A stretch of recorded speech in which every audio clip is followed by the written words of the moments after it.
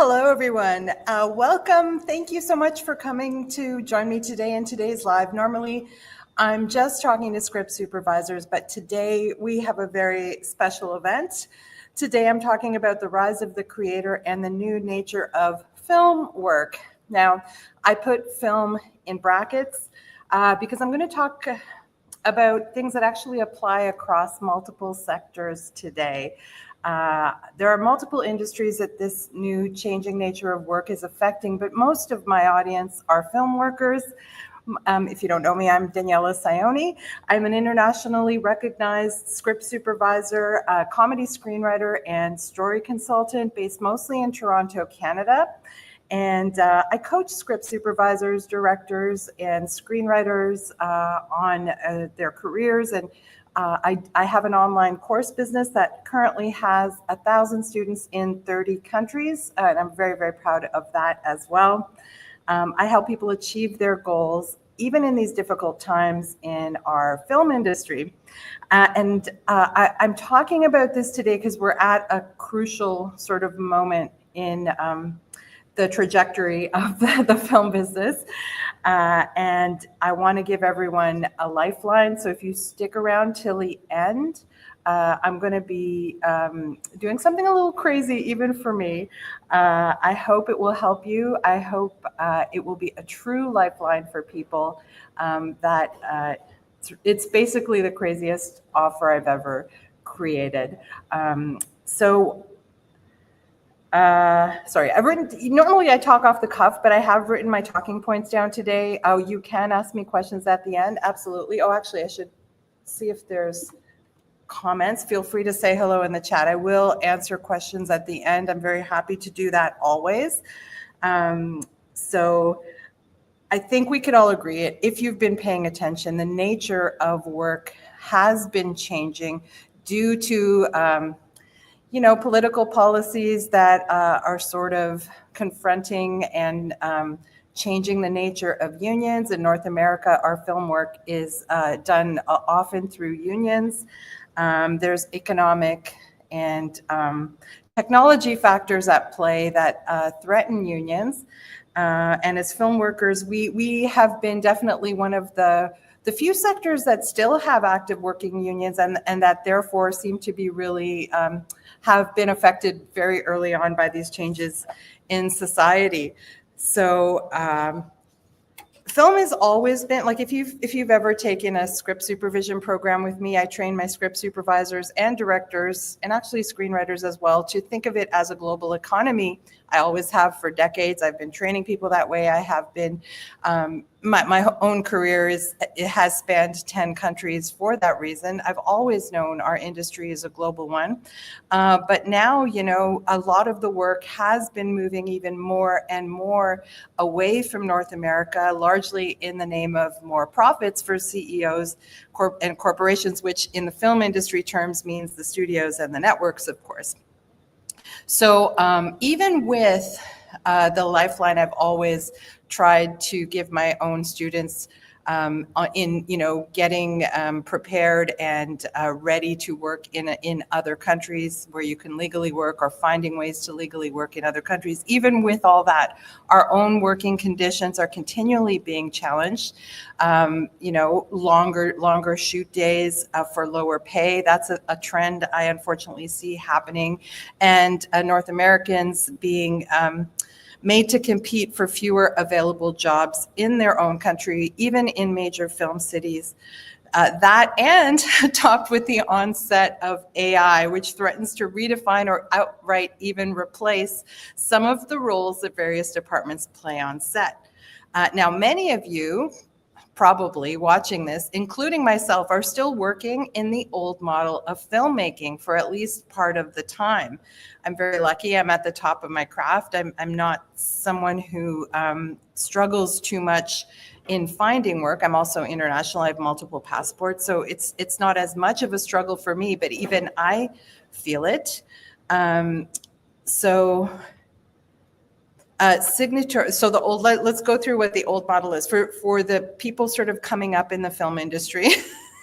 gather around the campfire. The old studio and network system of working in film, it used to be, and still is for many of us, but it's a way that is sort of dying out, is that, the studios and the networks control all the work. They had the money, they have the distribution ties, whether it's streaming services, studios, or networks. They would have the bulk of the work, and students or new people would, at whatever age entering the film business, would train and or either in the classroom or on the job. In the indie world, usually to start with, unless you had a relative in one of the unions, you would sort of start from the bottom, start as a production assistant, or in the UK, a runner, and develop enough credits in order to be able to apply for union work. And then whatever department you found yourself in, you would work your way up in that department until you were, probably a department head making a six-figure living. Probably.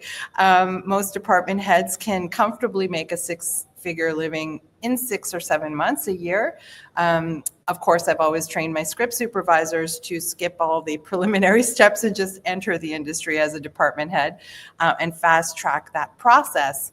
And although you can work all year, I've never advised it. I've always said over the decades, and I've led by example, that if you can enjoy a six-figure career in 6 or 7 months, why work a full year when you can do other things with your life, especially if you are a creative. And I think most of us, even as film technicians, as film workers who work on set in any department, I think we do identify as creatives because, I think we're all filmmakers, essentially. We're all filmmakers. That's the best way, I think, to approach the work. Certainly when I work in Europe, the film technicians, every single one of them does see themselves as a filmmaker, and I hope you do too here in North America. So that's the old way. Then once you got to a level, which might take 10, 15, 20 years to get to the level I'm talking about, if you did it sort of very methodically from the ground up, then you're still competing for work that production managers, line producers will hire you for, right? So they sort of had a lot more power and say over who is working and how often. They had all the money, they had all the power. You would hustle for those gigs, you would make connections, you would wait for the phone to ring, and for many, many years it would ring.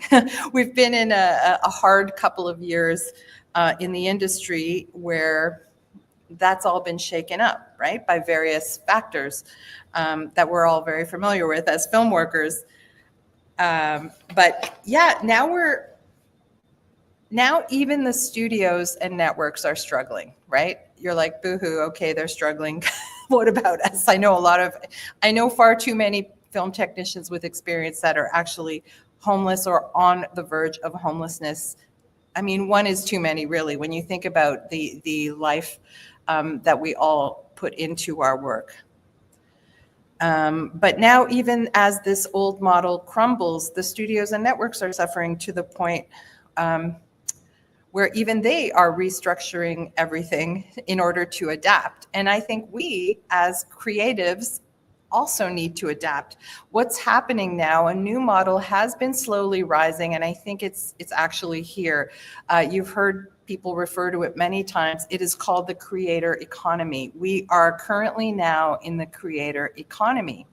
There's actually a lot of good news to this for us as film technicians, because now, before, the studios and the networks had all the resources. It used to be very, very expensive to make and distribute and market a movie or a TV series. So they had really all the resources and all the power. And now that has actually fallen away, because as film production and post-production processes became cheaper, they also became more democratized. So as studios embraced more money-saving technologies, they've inadvertently democratized the process to the point where they've taken away much of their own power.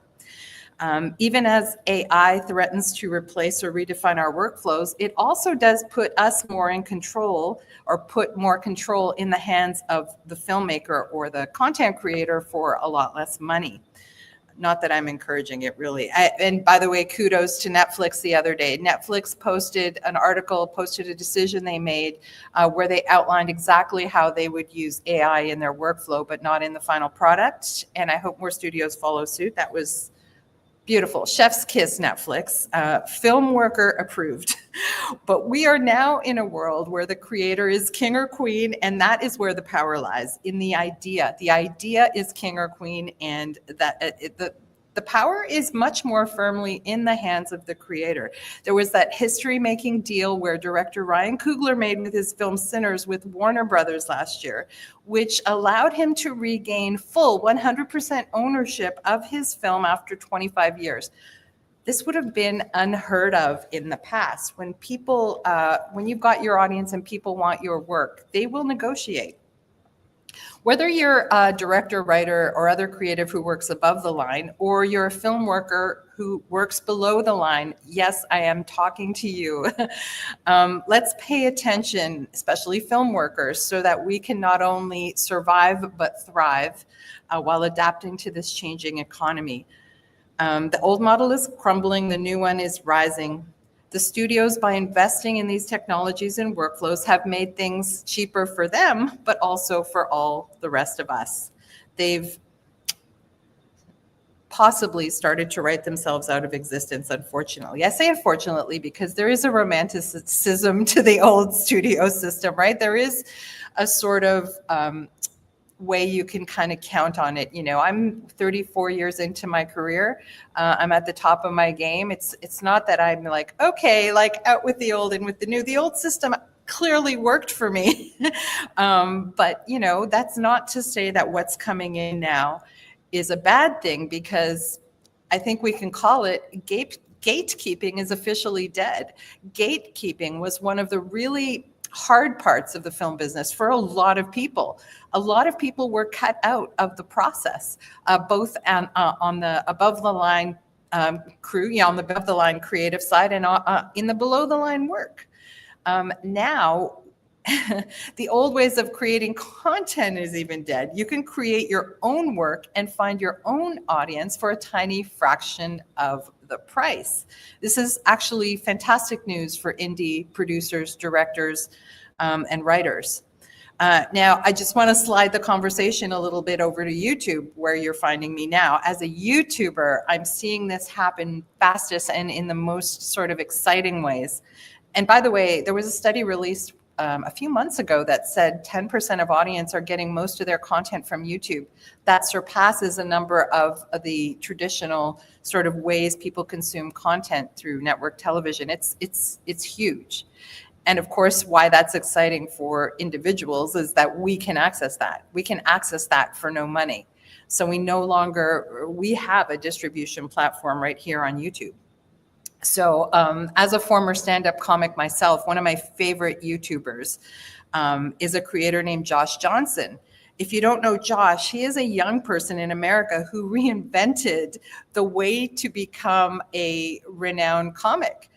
He reinvented comedy, really. He's a stand-up, and stand-ups have known for years that the old way of doing stand-up was, write your material, test it out in like the shittiest bars, travel across North America to places you don't even want to be, and test out that material in front of until you eventually build a 1-hour set, and then you get better and better as a comic, and then you become known enough that maybe, just maybe, you'll be playing bigger venues. That was a process that took maybe 10 years if you were really lucky, but more like 20 years for most comedians. And then maybe you could get on television, right? That was the old way. So Josh Johnson leveraged his YouTube channel to release brand new 45 to 1-hour sets every single week. Yes, he did. And a lot of them are funny. Yeah, watch his stuff. I was just rewatching something he released 8 months ago on Luigi. Wait, am I saying his name right? Luigi Mangione. Oh my God! And his stuff. He's fabulous. He'll look at the news and write a 1-hour set about it and perform it. It used to be in smaller venues, but as his channel grew to over 1 million followers, he was able to leverage his YouTube channel to book and sell out larger and larger venues. He got hired on late night network TV shows. He's even hosting a late night show right now. And he's quite young, and he's quite sort of relatively young in his comedy career. So he has basically reinvented the way that you can become a stand-up comedian by eliminating all those years of going in front of audiences and investing money and struggling and starving as an artist in really, sorry to say it, bohunk towns. I say that as a former comic. I was such a city person. I never liked touring. So he's really like, really used and leveraged all the best parts of YouTube to build a really successful career and a successful channel. I'm sure you're all familiar with one of the biggest YouTubers of all time, Mr. Beast, a multi-millionaire. I can't remember what his last earnings revenue was, but he found his audience, one video at a time, and worked his way up to very large budgets to create films and now television series completely outside of the old studio system, to the point where I think now studios are paying him to work in their system.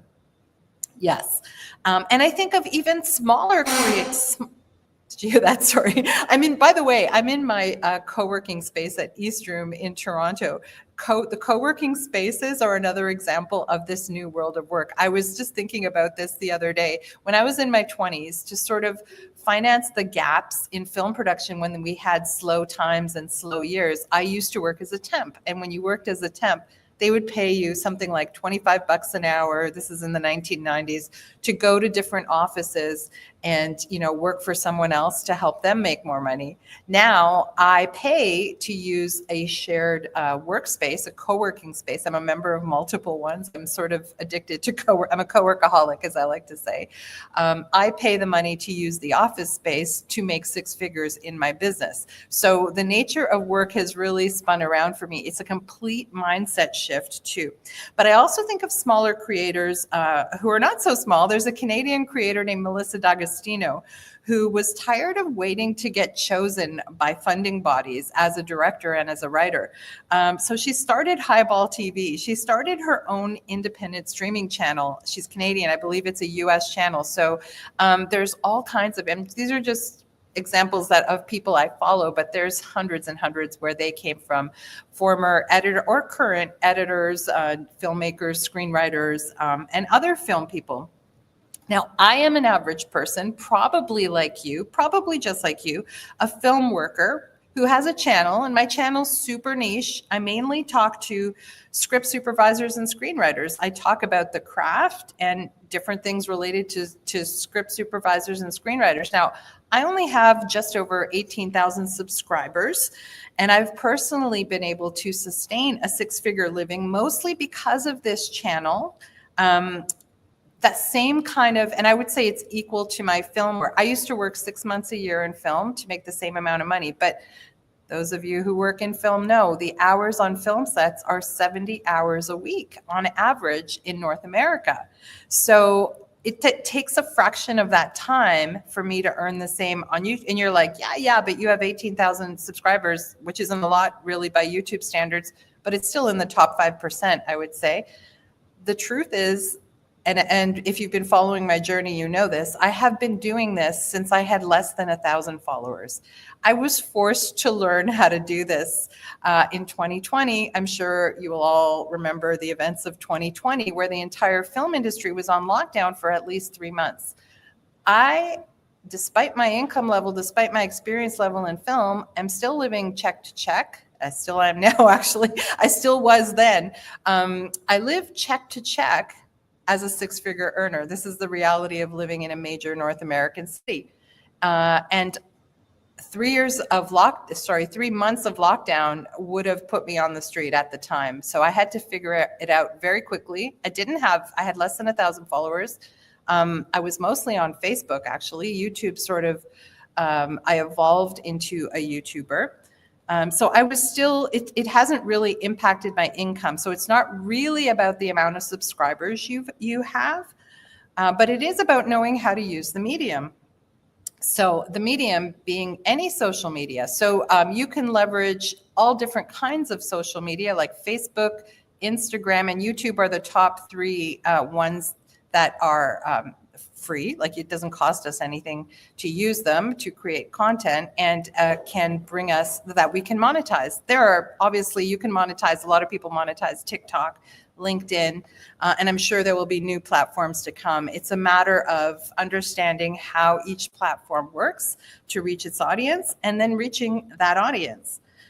So I began doing this using social media to leverage my own income 30 years into my career. And I'm just a regular film worker because I had to. I had no other choice.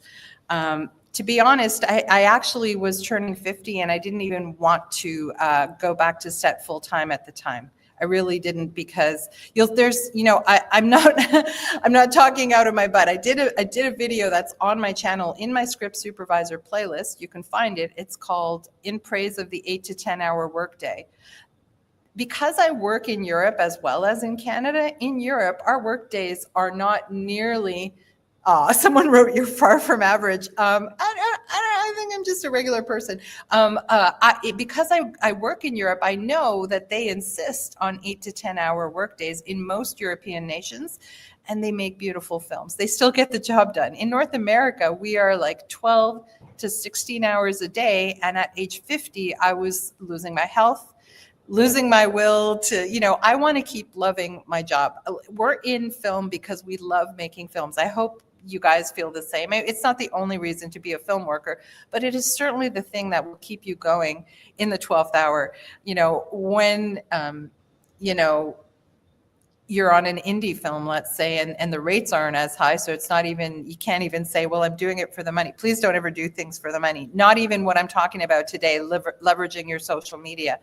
The reason that I hope that you are a film worker and that hopefully in the future you will leverage sooner rather than later, I hope, leverage your social media, is so that you can find your bliss, whether or not the thing that you talk about on your social media gives you joy, but you can leverage it to bring you closer to whatever your own personal bliss is. That's always my goal with all my courses. I train script supervisors, not because people, grow up and say, I want to be a script supervisor. It's a really hard job. I want happy, productive, constructive, sought after script supervisors. And I believe I have helped people get there. I want people to find work-life balance.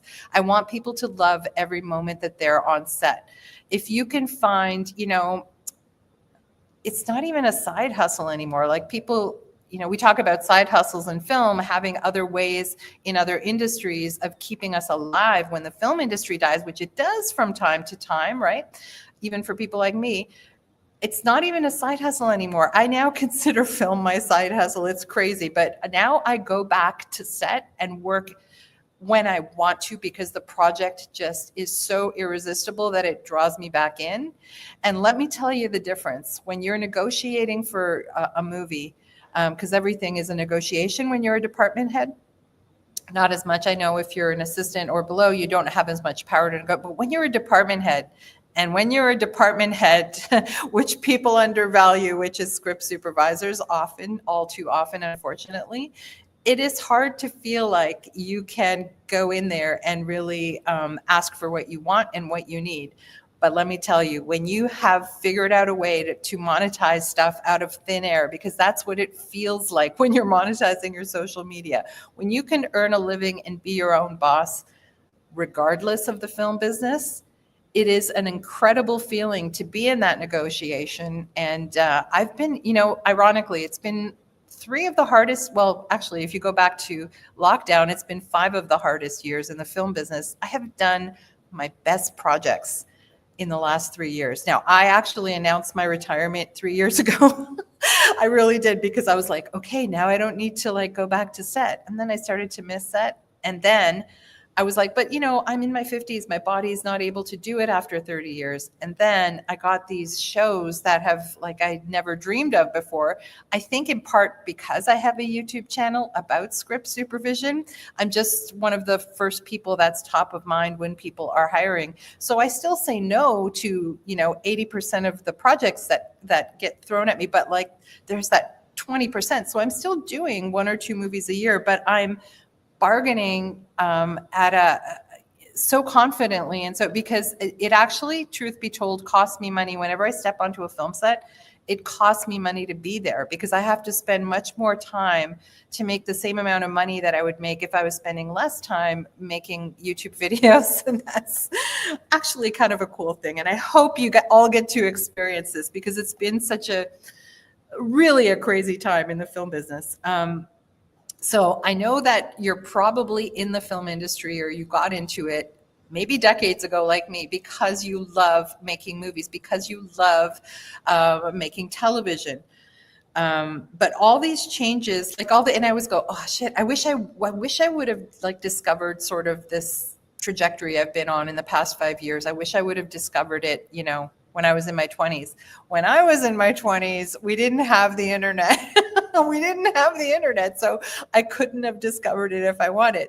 But now I do. So if you're in your 20s now and you're not doing this, even if you're in your 50s now, and you're feeling some of the things I have felt on set, like the sort of like, oh, I can't do 14-hour days like I used to, or really do I have to wake up again and be on set for an ungodly 6 a.m. call? Really, do I? Like you start to really feel it in your body.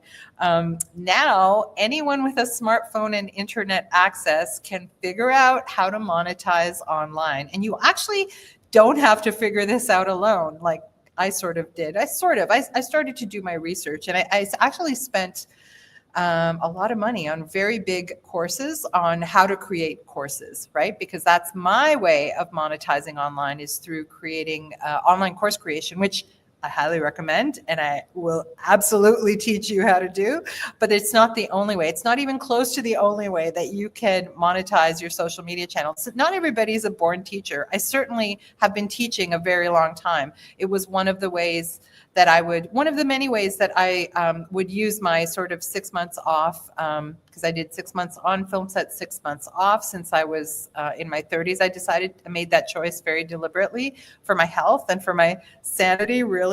I had been teaching in the classroom. I had no idea how to do anything online, really, other than send emails until I had to learn it in 2020. So I certainly did my research, but I can easily, and listen, I'm not the first person to discover this. Obviously, you have probably seen on YouTube, on Instagram, on TikTok, on all these, you've probably seen little ads pop up with really regular people, like not even in the film business. I just happen to, most of my audience is in the film business. So I'm talking to you guys mostly because I know the hardships we're going through. But most of the people you see pop up, they're people with families. They're people from all walks, all countries, they've figured out how to make, and a number you'll see pop up a lot is 10K a month. It's I'm not saying it's guaranteed because nothing is guaranteed, even less so in the film business, nothing is guaranteed. But I am saying that it's a very attainable figure. It's a very common number we hear because it is a very attainable number. I can break it down. Really, think about it. You only have to sell a certain amount of things depending on what you're selling or because some people don't even create anything. They sell other people's things. They're affiliate marketers. And there's nothing wrong with that. If you love making videos and you never want to be on camera saying this is what I have to offer you, you can offer someone else's stuff in creative ways that you come up with yourself. There's so many different ways. So whether you learn that this is possible for you from me or from someone else, I'm just saying to my fellow kin in the film industry, please learn it. I am so sad every time I hear another story of another of my technicians, my film brothers and sisters and kin going down, like losing homes because They feel like they're too old to retrain for anything, or they feel like there's nothing they can do until someone anoints them by giving them a job. It's not the world we're in anymore. There's no such thing as a sure thing. Government jobs used to be a sure thing, quote unquote, and there were mass firings in the US. And even in Canada, people have been taking packages and retiring early. So there is no such thing as a sure thing. Like, we have to more and more and more bet on ourselves, invest in ourselves, and trust that there are multiple ways to make a living. And the old model of waiting to get hired, whether you're in film or not, it's gone. It's still here, but you don't want to only rely on it, because you're putting yourself in such a vulnerable position when we now have many, many other options. And this is a huge one. So just the course creation industry online is projected at multiple billions and continually growing every year. Sadly, it's replacing a lot of university courses. I say that unfortunately. Like, I've never worked in the university system, and I have a very healthy student body. I basically run my own film school, is basically what I do. It's very selective and it's very specific, but that's what I do. And it has helped people enter the industry without a film degree. Many people over the decades, and certainly especially that has accelerated over the past 5 years when I've gone online. So knowing that there's no such thing as a sure thing, there's no job stability, and yet creators within and without. So I also say the rise of the creator economy is also happening within the old system. So the old system is now embracing creators to a larger extent than ever possible, because idea is king or queen. I'm working right now on, I won't say which one, I'm working on for a big streaming service, as I often work for this streaming service. And our showrunner has never showrun anything. In fact, I don't think she's ever written a screenplay before. She comes from writing in other mediums.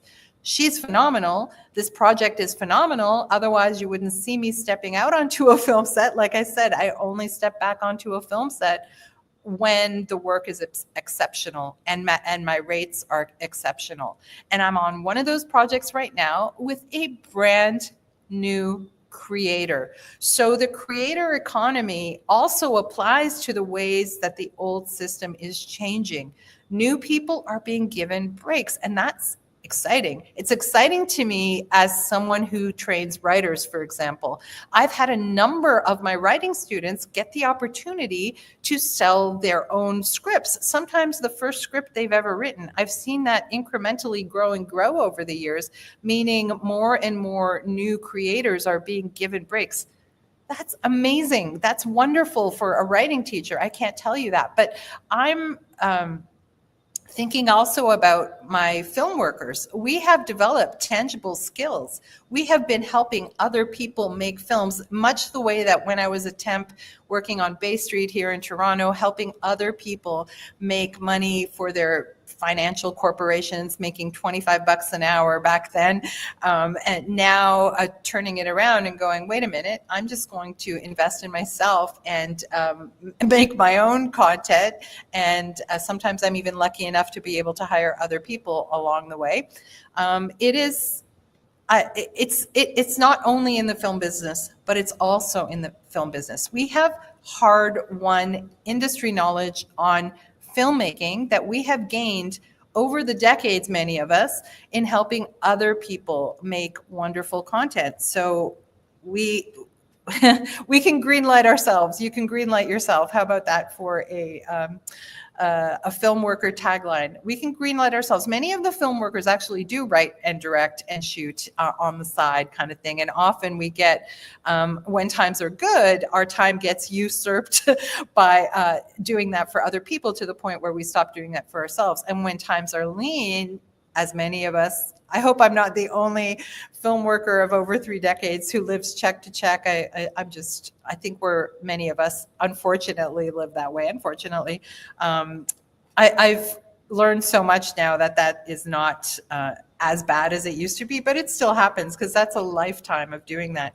But we sort of, when times are good, we forsake our own creativity. When times are lean, we're like, oh, we're worried so much about money that we're not making those projects that we would want to make in our downtime. So that's where having your own other source of income for something that you don't have to actually invest very much money into at all. It's not like a major investment, like if you started a store or a restaurant, like I have had friends do, and that's a major investment, or even buy gear, because like I said, you just need a smartphone. I'm talking to you now into my laptop, but often I'm talking to you into my smartphone. This is gear we have as script supervisors. Certainly, it's part of our kit. And many creators, not just me, many, and you see many examples of this all the time. They earn more from their online content than working on set. Or in offices. I've seen lawyers say they quit their corporate lawyering job that's old-timey language, but they quit their corporate gigs because they were making more off their YouTube channels.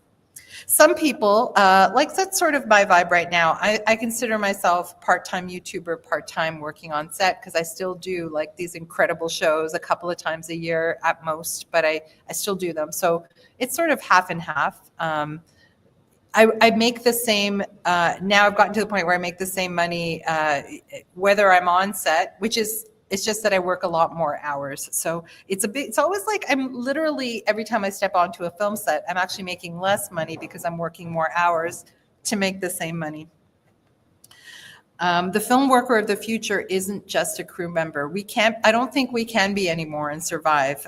We are creators. We're creating either films that we're leveraging social media to distribute, or we are creating content that then allows us to be creative and use our downtime to write. I've written more scripts in the past 5 years than I ever have in my life. I was already a union member in the Writers Guild of Canada. I have, because I've had time to. I've had something like 15 laurels right now as a comedy writer. That's not something I could say before I started my online business. So yeah, it's I can go on and on about the benefits. If you followed my social media on Instagram over the years, you've seen me. I travel extensively now. I mostly travel to meet my students in other countries, but I travel to Italy every year. I travel to Europe. Whether I'm working on a movie or not, it's just become part of my lifestyle because it's what I love. You will have different things. Some people love refurbishing antique cars. Thinking back to people I know, there's people who just love being able to do nothing and still know that there's money coming in. There's people who love, I don't know, there's all kinds of people who love all kinds of different things. You know what you love. I hope to help you find the fastest way to your bliss. Like I said, what I'm going to propose today is crazy, but I think it will allow people an opportunity to learn at virtually no cost what the hell I'm talking about in terms of learning how you can leverage social media to monetize it.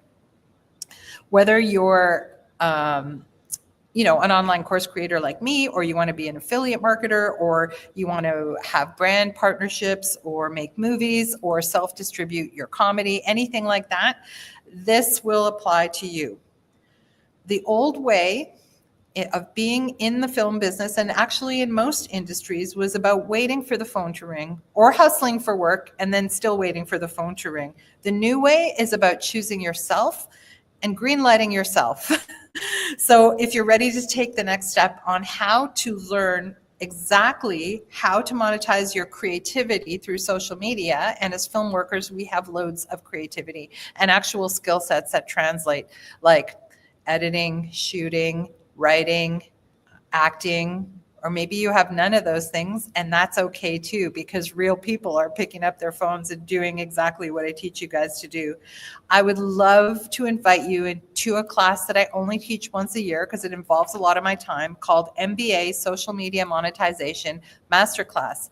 The MBA stands for Maximum Bliss Accelerator. I used to run an ongoing entrepreneurial mastermind called Coffee Break MBA, and it was like an everything kind of course. I got really burnt out teaching that. I last year changed it to this 5-week program called the Social Media Monetization Masterclass, where I go through 5 modules teaching you how to leverage Facebook to make money, Instagram and YouTube. We do touch on LinkedIn. I'm not familiar with TikTok, but we have always somebody in the group who is a TikToker who sort of explains to us how they leverage TikTok. Because I get people who are experienced social media users join this group because it's very, very affordable. Like, it's ridiculously affordable. Last year I had it at a beta rate of $97 just to see like if I could actually change some lives, and it did.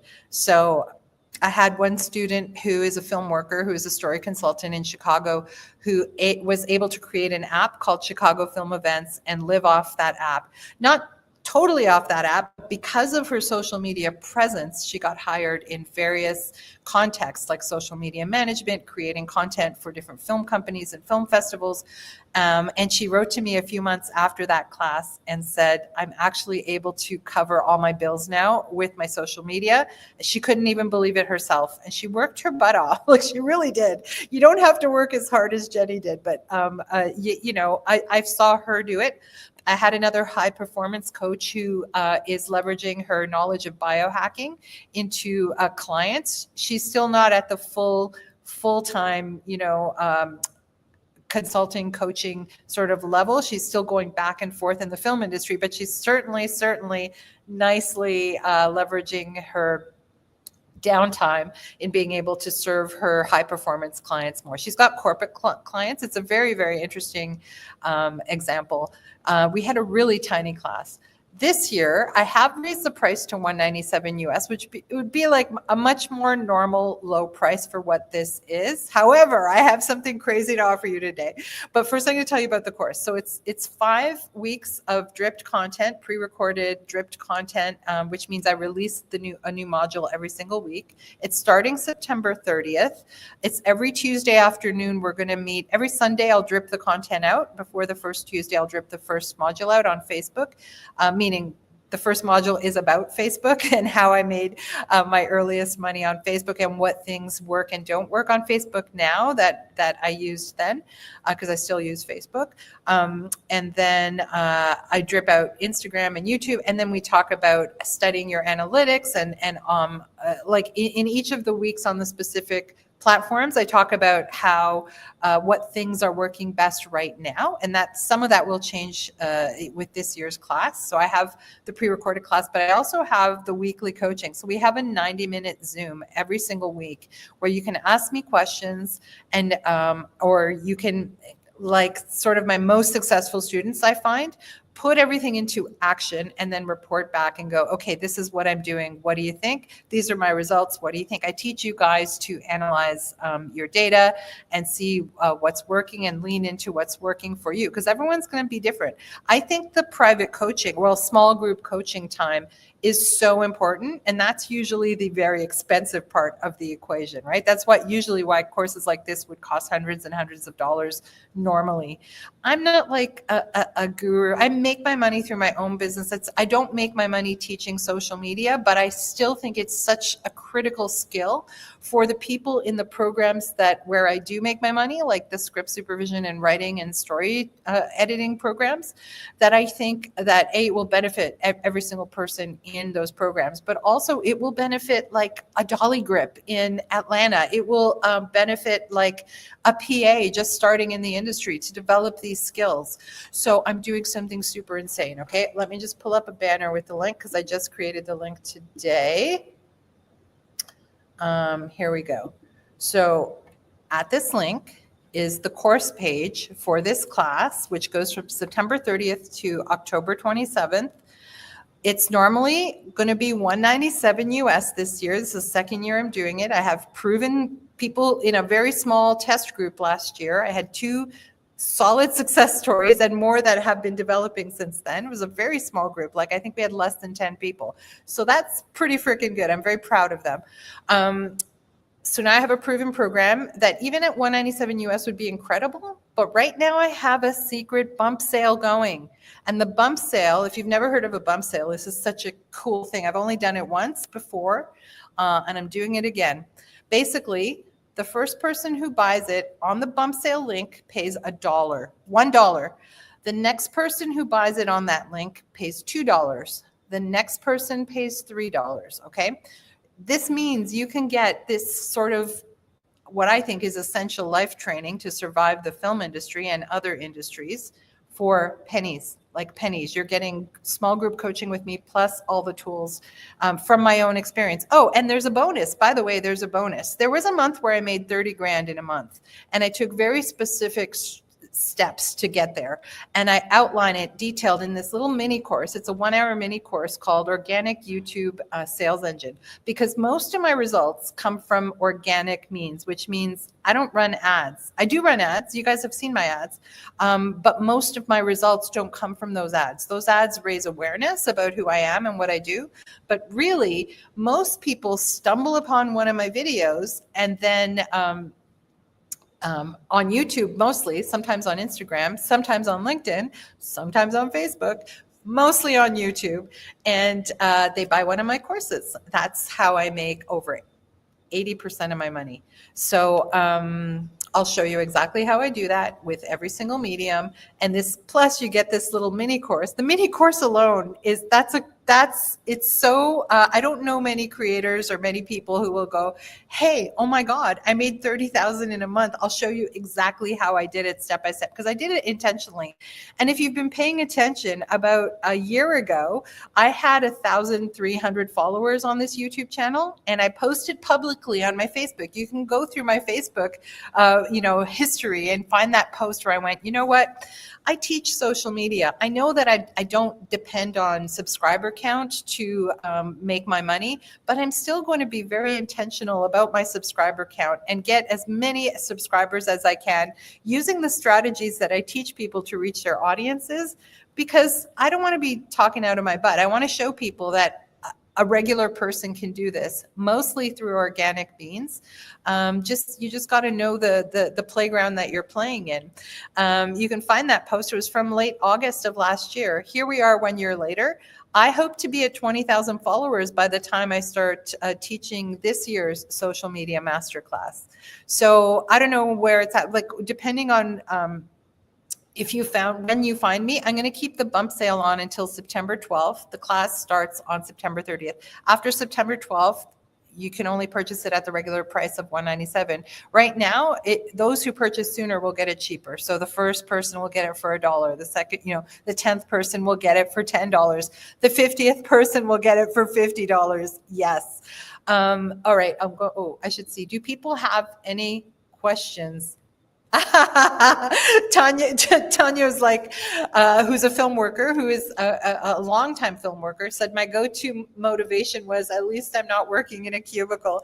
Yeah, I get it. And like now that I'm in my 50s, I'm like, these are not like, I love that co-working spaces are open. There's no cubicles here. It's like open. There's very chill, cool people. There's actually no one here today because it's Sunday. I like taking over the space by myself on Sunday to go live. Before I log off, does anyone have any questions at all, either about the social media masterclass or anything about monetizing your social media? What you need, this is what you need to get started. I would recommend a laptop, but some people don't even have a laptop. They start with a phone. I would recommend a laptop and a smartphone and an internet signal. Boom. Everything else I can teach you. Do with the knowledge what you will. I find that results vary according to the ideas you have. And listen, that's a really cool way that people use the weekly coaching sessions. They brainstorm with me and with the collective, like with the mastermind of people. I consider, even though most of the people in that course will be brand new to social media, it's still multiple creative people. It's always creative people in my courses. Tanya's one of my Story Editor Studio alumni. She knows how creative I'm so lucky. I think I have the best students in the world because I attract the people that I want to help. So yeah, crazy, right? $1 for whoever. I don't know. I'm not on the page, so I don't know if anyone's bought it. But whenever you land on it, maybe you'll land on it next week and it'll be at $100. Still half price.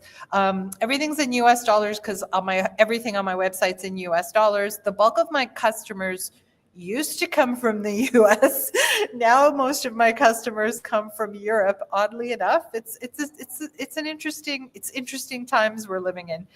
I love everybody, whatever country you're in. And we all have different challenges and we all face different hardships.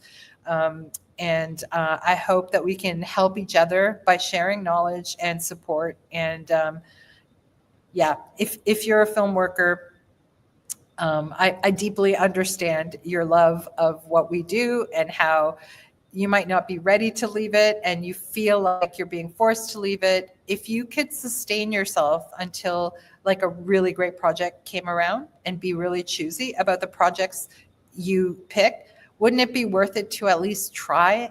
Can we make this the year that you try? Because for 5 years now, people have been sitting at home and watching me do this. They've been watching me do this. I've been quite public about every single move I've made with my online company, with my online courses, with social media, with Coffee Break MBA, with everything. I've been quite public, even about my failures, because I have failures. Like the 10,000 number is an average. Some months I make way more and some months I make way less. That's the life of a solopreneur. Luckily, as film workers, we're used to that. So it's kind of one of the many superpowers we have. Tanya says, even February exteriors are better than a cubicle. I did a movie. People thought I was nuts. I took a movie from January to March this year.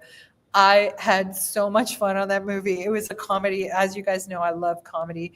Working with like an A-list director, A-list actors. It was so funny. And we went to work laughing every day. It was minus 30. I loved every second of it, even though I didn't actually have to be there. I had enough money in January.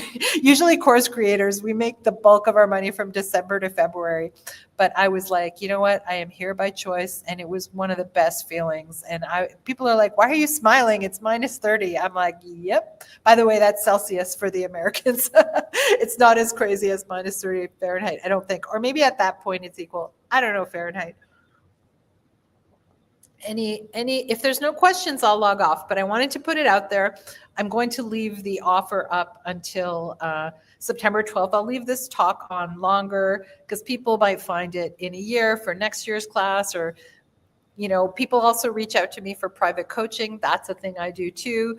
I have a Linktree here, and I'll teach you guys all about Linktree as well if you're in the class here, and on my Instagram and on my LinkedIn and on my Facebook, where you can find whatever offers and courses I have going on, and free talks. I do a lot of free talks. It's actually my joy. I love doing free talks. I love thinking about things and getting feedback and input from people, and hearing from you. I feel really connected actually to certainly all my students around the world, but other film workers reach out to me who are not my students just to say, hey girl, I see what you're doing and I really appreciate it. And I appreciate those people too. Everybody, I feel it's odd, but there's a whole thing that starts to happen when you have a channel or you have a way to reach your audience. You start hearing back from them. You start meeting them. You start meeting them in person. I do live meetups in not all the cities I'm in, but as many cities that I go to where I have students, and it's always a joy. Okay, did I miss anything? Basically, don't wait for permission. Tanya says, damn, I love a deal. I'm into it, even though I still owe material from your last course. Oh, well, listen, we're still doing our punch-up program. So part of my story editor studio is the next cohort is not going to happen until February. I'll start interviewing people in November. But story editor studio comes with this other course that I do that like one other person in the world does, called Punch Up.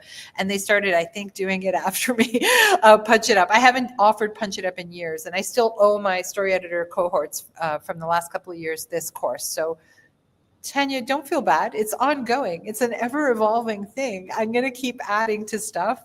And with my social media people, I have something very cool that's going to happen in 2026, where I'm not going to do the full Coffee Break MBA again anymore, because it was like, I think it was too generalized. I want to get very, very, very specific in the ways that I can help you guys most.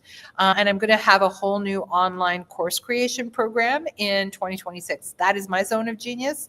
We all have our different zones of geniuses.